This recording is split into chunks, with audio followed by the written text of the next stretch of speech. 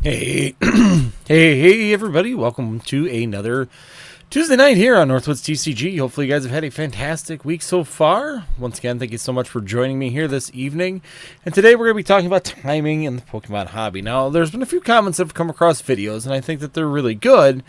But the other part of it is, too, is it just depends on where you're at when it comes down to the Pokemon TCG and what you're trying to do exactly. So, if you're working with Pokemon on a budget, which is an important factor when it comes down to when you're making decisions on how you're going to perform and what you're going to purchase, how you're going to purchase things, and what specific products you should be looking at, these are all specific things that you need to take into account. Now, is every booster box so far been doing very well? Yes, every booster box has done very well.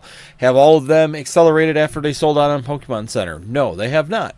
Vivid Voltage, Darkness Ablaze, I can go through a lot of the beginning ones. They really didn't do much, especially after they got reprints as they were going out of print. And these all caused issues when it came down to the ETBs, dropped the price, booster boxes came back, they dropped the price, and they really never recovered once they sold out on Pokemon Center. Now, we have seen them accelerate really well when it comes down to the Sword and Shield block and selling out on Pokemon Center when it comes down to the alternate art side of things. Even Battle Styles went up in price fairly well after it sold out on Pokemon Center. You know, Chilling Reign, Fusion Strike, we can go down the whole list of the alternate art section of the Sword and Shield block. And that's a big important factor. I'm going to take 1 second here, and I'm going to change this camera because this camera is driving me crazy on OBS. So, 1 second, I'm going to change this camera before I finish discussing, so we can go to this camera. Maybe. There we go. Sideways. Give me 1 second. I can fix things. Once again, thank you, everybody. Bear with me for 1 second as I'm changing the camera because this thing wants to be a pain. Not a big deal, but we'll just make some adjustments here. There we go.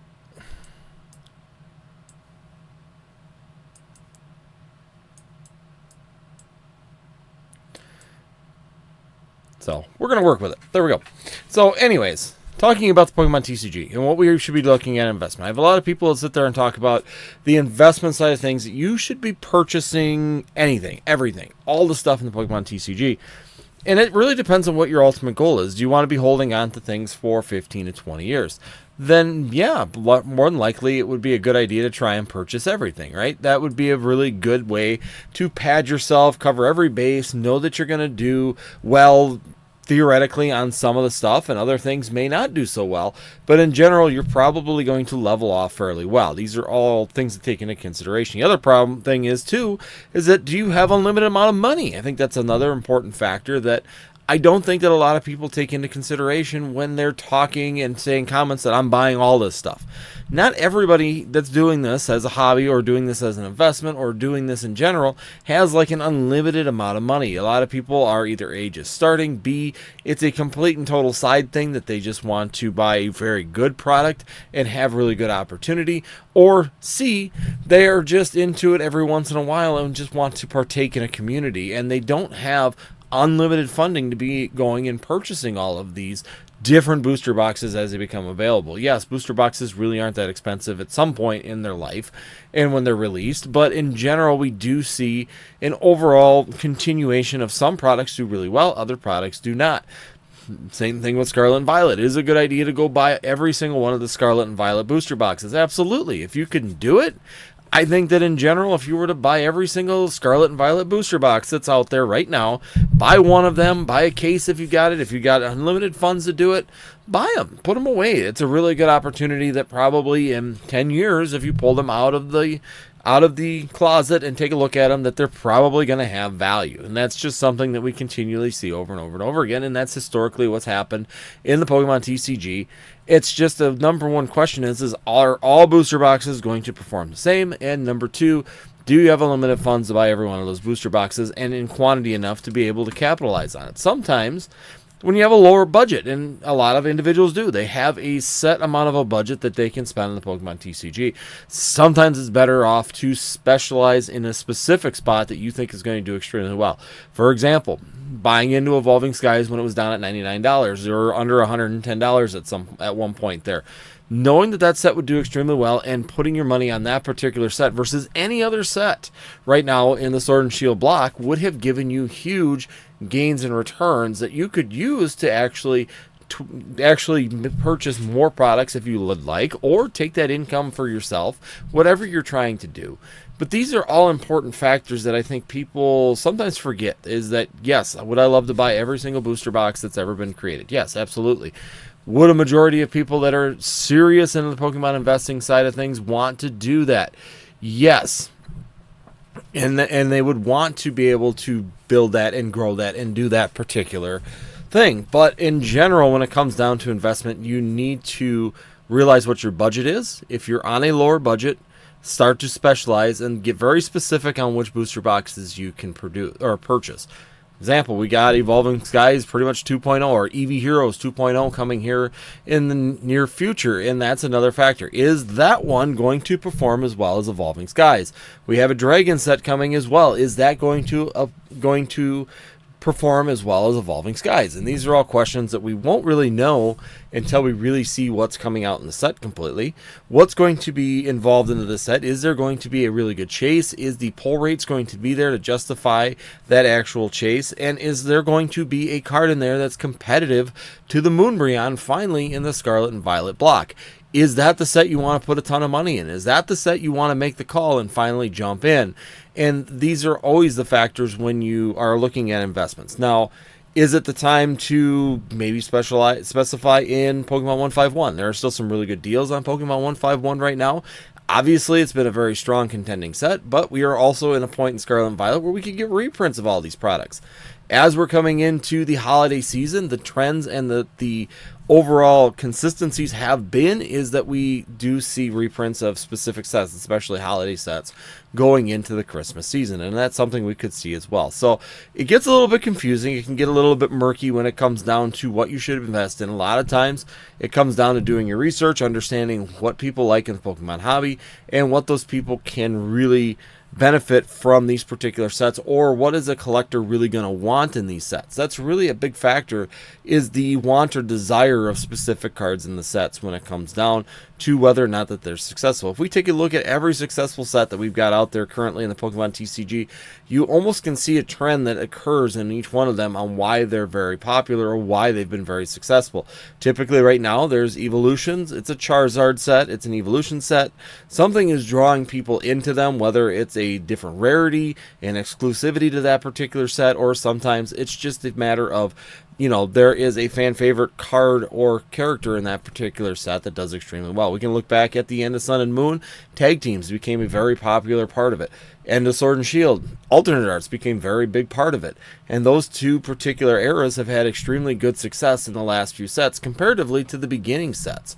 So if you were to go and buy every single one of those sets, you could actually hurt yourself a little bit in your in the opportunities that are presented in other things by tying up that money into sets that just don't perform as well. So overall, guys, when it comes down to doing things on a budget, it really does determine. A budget is very important. I've said that before on this channel. When you got expendable money, budgeting it and really trying to make decisions on where you want to place money and how you can best use that to either A, grow an investment and make a portfolio that has some substance to it, or B, using that portfolio to maybe do some short-term stuff along with some long-term things to definitely give yourself the best opportunities for overall growth in the hobby itself.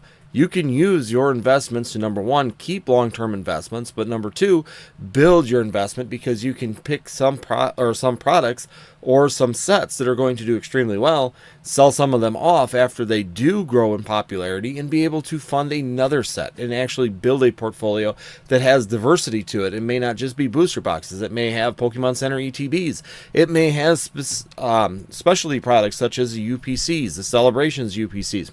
Charizard UPCs are now making a charge up after what they were completely doused with, and so many of them in that particular market, we are now seeing that Charizard UPC continuing to push forward as well and doing some really good gains. And we can take a look at that as well. But the last time I checked, it's already back up to about $120 and was crossing that in some sales. We were seeing some sales around $130 on that particular product. Considering that that product is all the way down to around $80 to $70 sometimes with some coupons and things, you could push it all the way down to around that $170 range. There's some really good opportunities in that one that if you had stayed the course, and if you believe that that was a good investment at 120, and if you believe that that was a good investment on 180, and Dan at Catch 'em All Collectibles and I had both said that in when it came out, is that there were people buying that $180. When they got that at $180 and the price dropped, all of a sudden they said it wasn't worth that value. The 180 is too expensive, and they were trying to sell and lose money. But the bigger question is that we always put out is that why did you think it was a good investment at $180? And then when it went to 120, all of a sudden it became a bad investment. What changed besides the monetary value of that particular product, that when at 180 it was valuable, but now or worth 180, and then when it became 120 by the market, it all of a sudden had no value or wasn't worth it any longer. That's always an interesting concept, that if you believe in a product and you believe that something in the Pokemon TCG is going to be successful, then you can really take the time, and if you're willing to buy in at 120 and it goes down to $80, you should be buying in even more. If you were willing to buy at $180, $200 for that UPC, and it goes down to $80, you should be wanting to buy more of it because you had confidence that that product was going to do well, and you bought it in at 180, 200. Why are you not buying in at $80? Why are you not buying in at 70? Why are you not buying in at 100? These are all for things that people really need to take some consideration. Is you need to evaluate things in the Pokemon TCG. You need to evaluate a booster box. You need to evaluate a product that you think is going to do well. It's even the same thing with singles. It's even the same thing with any of the graded slabs or any part of the Pokemon TCG. On the investment front, if you see value in it and you have gone through all the steps, taking the time, looking at the overall assessment of it, finding out whether or not there's going to be a collector value to this in the future, whether or not you believe that there's enough fan favoritism or you have enough people that are going to want this in the future, and you say, yeah, I think $120 is a great value for this. And I do this all the time. I'll look at a booster box and say, even Scarlet and Violet, okay, I think that this is a good value at $100. You know, go by Twilight Masquerade, even going back to Temple Forces. I felt it was a good buy at $100 or even $90, and that range was a great buy. When that product goes to $85, I'm buying more of that product because, hey, it went under the value I thought it was going to do well at, and now I can buy it even cheaper. So then you buy more of that particular product. And that's something that you need to consider too when it comes down to investments is, number one, find a budget. Number two, really learn to assess and put a dollar value of what you believe a product is going to be worth. And if it hits that point or goes below that point, you should be buying more of that particular product, or you should be doubling down on that and taking advantage of that loss or that drop in that particular price. So overall, there are some really good opportunities currently out there. Even in the Sword and Shield block, there are some good opportunities hidden in places. If you continue to kind of scout out your Walmarts, you continue to scout out different locations, there's still some really good tins coming through that still have Evolving Skies, that still have particular sets inside of there that have had really good value that you can jump in on. And once again, taking the time and really assessing that and understanding the risk too, like we've talked about before. Sometimes go buy one of those tins, go out to your car, open it up. If it doesn't have Evolving Skies, then maybe the tin ain't worth it. But still, if you can buy a tin at $20 and get 4 to 5 packs of Brilliant Stars, you're still not doing too bad, because overall Brilliant Stars may have some value here in the near future as time moves on. So regardless, anytime you can get these alternate art sets and products and have an opportunity to maybe put a little bit away, just understand you might be sitting on that a little bit longer and that those products may have to mature a little bit. Brilliant Stars at $170 a booster box, $180 a booster box right now. You know, or Lost Origins pushing about $200 to $210, just depending on where you're purchasing. There's definitely a little bit of a gap in those, but it does not mean that that won't close up and we won't see that condense a little bit, or we might see these two level off here in the near future as well and come back into kind of a similar price point. granted, it was surprising to me with the performance of, when we saw Fusion Strike sell out on Pokemon Center, and when we saw Lost or Astral Radiance and some of these sets, and even Chilling Reign when they sold out on Pokemon Center, how well that they performed. But then Brilliant Stars and Lost Origins didn't follow that same trend. I thought that was very interesting, and I honestly don't know how to really quantify that. Personally, I think there's a lot of people kind of sitting and not really moving on it. There's some people that bought a lot of it from Pokemon Center at that $144 range, and so they've kind of flooded the market a little bit on those two particular sets because it's sold out. They listed it at $200, $250, thinking that it was going to push up to that price, and it didn't. And so now we've got a little bit of a flood out on that particular products, especially Brilliant Stars, because I will say it seemed like there was a ton of Brilliant Stars. I mean, we continued to buy Brilliant Stars for a long period of time, and a lot of us did, without it selling out. And Lost Origins selling out as quick as it did behind Brilliant Stars was kind of interesting when it came down to those particular sets and how they've performed as well. So overall, I think we have a flood effect right now. People put $144, bought a large quantity of product, thinking that Brilliant Stars and Lost Origins was going to shoot like we saw with Fusion Strike and Chilling Reign, and I thought it would too. But I think that on the return end of that, Chilling Reign had been so long that there wasn't the availability for that to really flood the market, because there wasn't a lot of it left to begin with. And the same thing with Fusion Strike. It had been on the market so much longer because there was no popularity to it for quite a long time. And then we did start seeing popularity to it, and then we did see growth on those particular sets. But then Brilliant Stars and Lost Origins, a lot of people saw that trend on those two, so they bought a ton of it. They invested a lot of money holding on to that, with the thought process that it bought it at 144, it's going to go to 250 rather quickly. And instead of going through and doing that, they decided that they were going to sell out on the market, and they just keep slowly lowering the price. Eventually, that saturation point will disappear. It's just a matter of time, and we're just going to have to wait it out a little bit. But if you do have Brilliant Stars and Lost Origins, personally, I would be holding on to it for a little bit longer. I think that we're going to see that saturation continue to disappear off of TCG Player and eBay.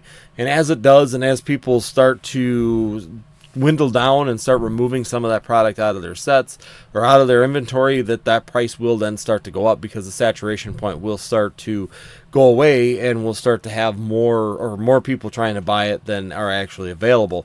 The other factor to it is that I've noticed that even on TikTok, when we're opening products and going through packs, Brilliant Stars and Lost Origins is kind of slowed down a little bit for openers. And I think part of that factor is that people have a little bit tighter budget. When it comes down to what they're chasing, also, we have a lot of people chasing the newer sets. That Greninja EX, very big chase. Twilight Masquerade, extremely busy. People are buying that out as fast as you can put it up. People are still going back to Temper Forces. They're liking this new chase pattern that we're having. That more difficult chase is definitely helping the Scarlet and Violet the last couple sets. Having a chase back where we have a harder pull rate has definitely been a good factor for the overall performance on those particular sets. So once again, that's kind of my rant when it comes down to it. When it comes down to your budget side of the Pokemon TCG, make sure you figure out your budget. Make sure it's expendable money, especially with the economy that we're in currently. Finding that expendable money factor is going to be very, very important. I think is the number one thing. Budgeting, finding how much you have the budget and whether or not you want to spread that and diversify your portfolio in the Pokemon TCG, or you want to just open some for fun and actually have some enjoyment out of it like we do, or if you want to sit there and really, really focus down on a particular set.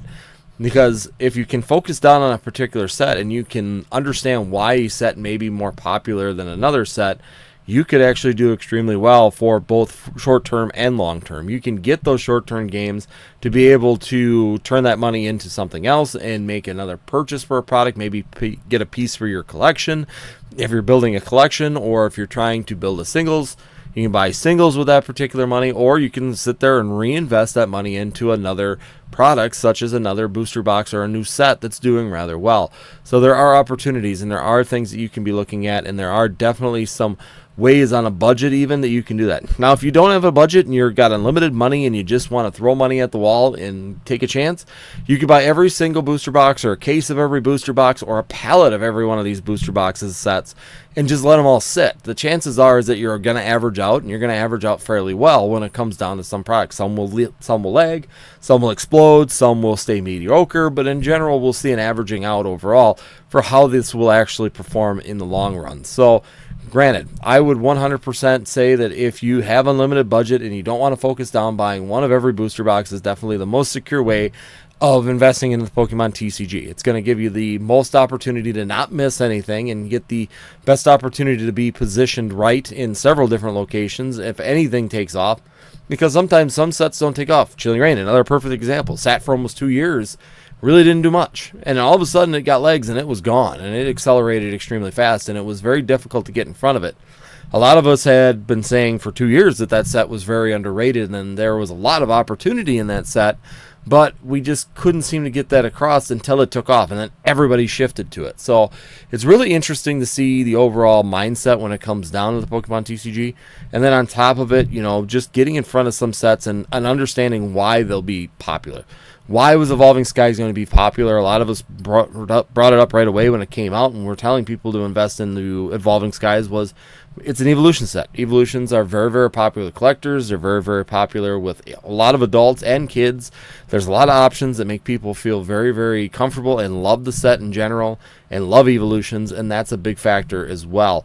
So overall, if you're on a budget, really, really try to focus down on maybe, if you want to test it, continue to buy broad, but then try and put a little extra money to a specific product and see if you can understand why that product's doing well. Or B, watch a lot of channels and kind of put together your own evidence and why you think that product's going to do well. And maybe put a little bit extra towards a specific set and see how well that performs. See if that opportunity is there and see if it does like you think. Because if you get comfortable with the fact that you think this will do well, then you're more likely to really build and grow on that. So, once again, that's my rant. Talking about a budget, once again, make sure you get a budget, especially. I haven't said it for a while. I'm going to tell anybody in there when it comes down to investing in any kind of collectible, make sure it's expendable money. Make sure that you budget well and make sure that you pay your bills and make sure that you don't have credit card debt. All that stuff should be removed from your table. I mean, most people are going to have a mortgage. Most people are going to have a car payment. I get that. That's more substantiated debt. Those unsubstantiated debts are definitely something you should be getting rid of, before, especially right now with the economy. You shouldn't be building those, and you shouldn't be letting those get away. If you do have them, make sure you get rid of them as soon as possible before you really, really dive into the Pokemon investment side of things.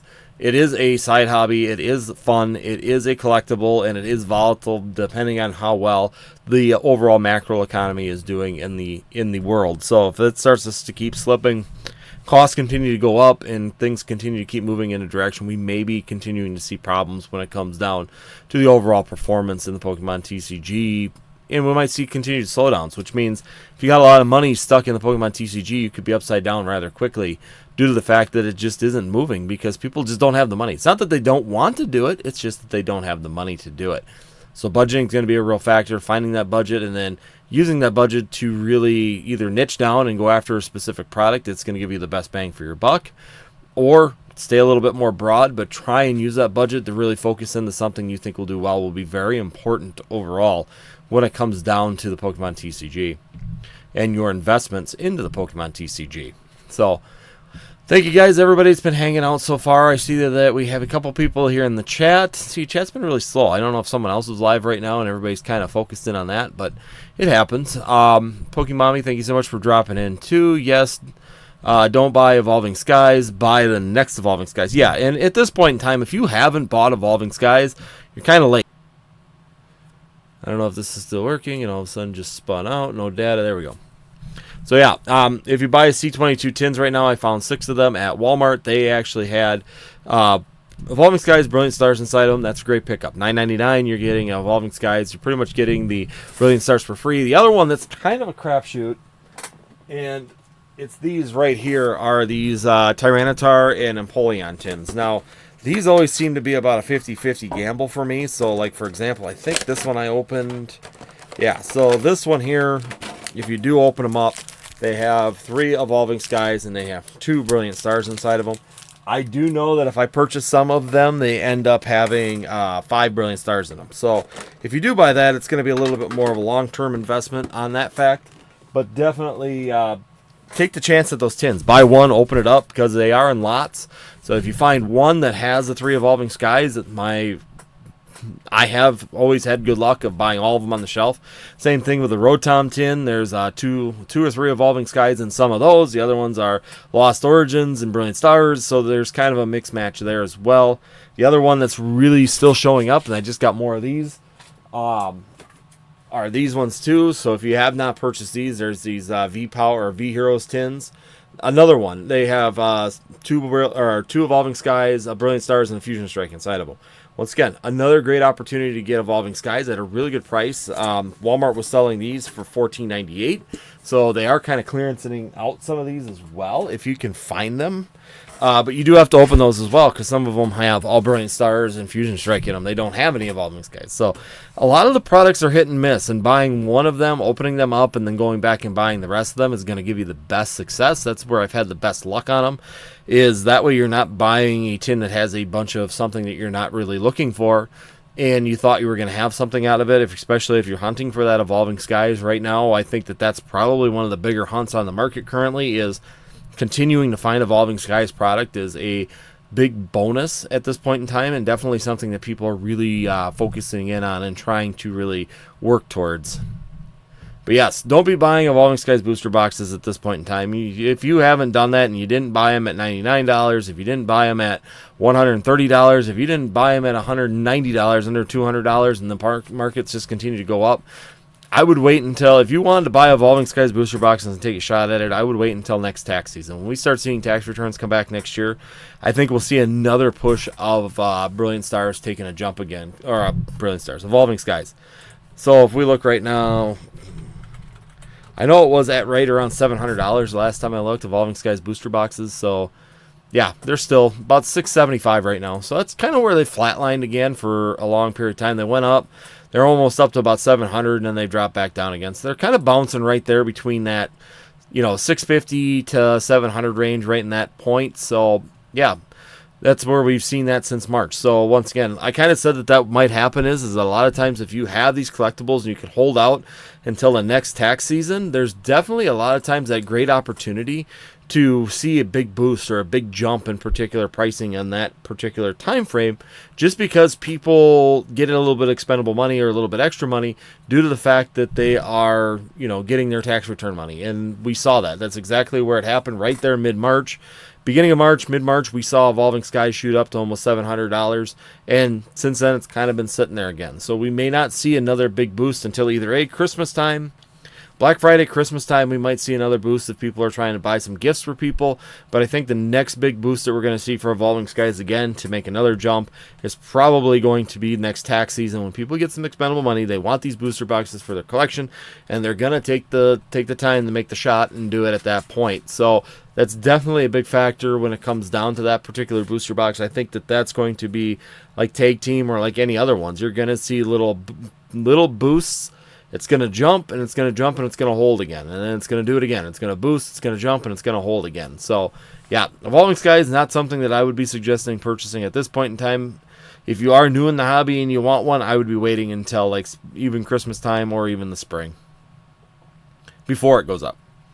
Daniel, thank you so much for joining in as well. On the upcoming sets, which one would you recommend to get into, or would you just have to wait on what the new cards are? So I'm definitely focusing in. I know that a lot of us are really focusing in and really tuning in to the EV Heroes 2.0. Just so we're flat out there right now. I know myself, Shrouded Fable, I'm really not going heavy into Shrouded Fable. I just don't. I think the set's going to do all right. I'm still going to buy some regardless. But I don't know if that set is really going to really be a push. I think that set could be a very mediocre holiday set. I wouldn't say as bad as Pokemon Go, but I would put it a little bit slower performance compared to even Pokemon 151 or even Paldean Fates. I think Paldean Fates a little bit more fun. You got that Gardevoir chase, you got that Charizard chase, and there's definitely some opportunity in that. The other sets coming out, I'm personally just holding back and really plotting to get some of the Japanese version of the Eevee Heroes 2.0, and then also whatever set comes out in the English version of that as well. Whether or not they combine it with another set, how they're going to roll that out is going to be really interesting, and seeing what sets we're all going to have combined in there. Are they going to mix together the Dragon set coming out? Are they going to, who knows? You know, we don't know what cards are exactly going to be in these sets until they get a little bit further, but I can tell you from an investment side of things and where the market is currently, that is really my focus currently, is on that particular set, and I'm really tracking what that set's doing, and that's really where I'm focusing my energy, and probably going to be focusing quite a bit of my funds, just because of the previous performance of those particular style sets. I think Evolutions, and I've said that before on this channel, I think Evolutions are still personally underrated by a lot of Charizard fans and a lot of the Pokemon TCG that are just stuck on Charizard is their boy, and there ain't nothing that's going to change that. I feel that there are a lot of Evolutions that are making a really big push that could be a big contender to the overall hobby for the next probably 10 years. We're seeing it time and time again right now. The EVs and EV sets are performing extremely well, while Charizard sets are, number one, getting overwhelming because that's all that they use is Charizard. And on top of it, they just are not performing quite as strong as EV sets and the EV cards in general. A lot of the EV cards, you can even look at Evolving Skies. I mean, Brilliant Stars and Evolving Skies aren't that much difference in age overall. You're only talking a total... Well, you went from September, October, November, December, January. So you're talking 4.5 months difference between those two sets. But that Charizard V, which I thought would be a bigger chase, has not performed nowhere near as well as some of the alternate arts in the in Evolving Skies. I mean, you look at Glaceon, the Leafeon, I think that there's probably, 4 or 5 evolutions right now that are outperforming the Charizard. And the Rayquaza is also outperforming the Charizard V. So, yeah, it's really interesting to see, and it's going to be really interesting to see what kind of potential changes we'll see in the collecting side of the Pokemon TCG as we move forward here and as things continue to develop when it go through the Scarlet and Violet era and the next era. I mean, it's hard to believe that we are already talking about the next era of Pokemon. I feel like we just got into Scarlet and Violet, but we are technically already halfway through the Scarlet and Violet era. We're a year and a half into this. And they started announcing the stuff for Scarlet and Violet on the last year of Sword and Shield. So we knew a lot of the things that were coming for the starters for the Scarlet and Violet. So we're already getting close to Gen 10, guys. It's really hard to believe that probably at the beginning of next year, we are going to start seeing information falling for new starters for Generation 10. The new regions stuff is going to start coming out, and it's going to be really, really interesting to see what they come up with next and what direction we are. But that also means that typically right now we'll start seeing new rarities as well. So it'll be kind of interesting to see overall what we'll be seeing on these later sets here coming into the Pokemon TCG, and what the Pokemon Center or Pokemon International can really drop for us and continue to push out to see how we do. So yeah, like I said, it's hard to believe, but we're flying along, guys. Time flies really, really quickly, and we are continuing to see some really, really good things when it comes down to the hobby in general. So, all right, guys. Well, thank you guys, everybody's been joining in. It's been really quiet today. I don't know if it's just YouTube or if it's just the fact that someone else is live. I really didn't search. I just came live because I always do it at 9 p.m. just to have some fun discussing things with you guys. If you guys do have anything, put in the comments. I'll make sure to watch the comments on this video. I'm kind of curious to know what you guys think about, investing on a budget. Let me know in the comments. I guess this would be the best way to do it. Let me know, are you more of a budget collector? So you have a set amount of money per month that you put into the Pokemon TCG and you just use that money continuously for that? Or are you the type of person that just buys what you want? You find a way to just have almost an unlimited amount of money and you purchase whatever you like when you see it. I'm kind of curious to know how many of people are one way and how many people are the other way. But overall, it's kind of interesting to see over where people stand. And for me, when I first started, it was very much budget driven. I had a certain amount of budget. I had a certain amount of money that I was putting into it. And now I know it has become a little bit more open, but that's because of years and years and years of working at it.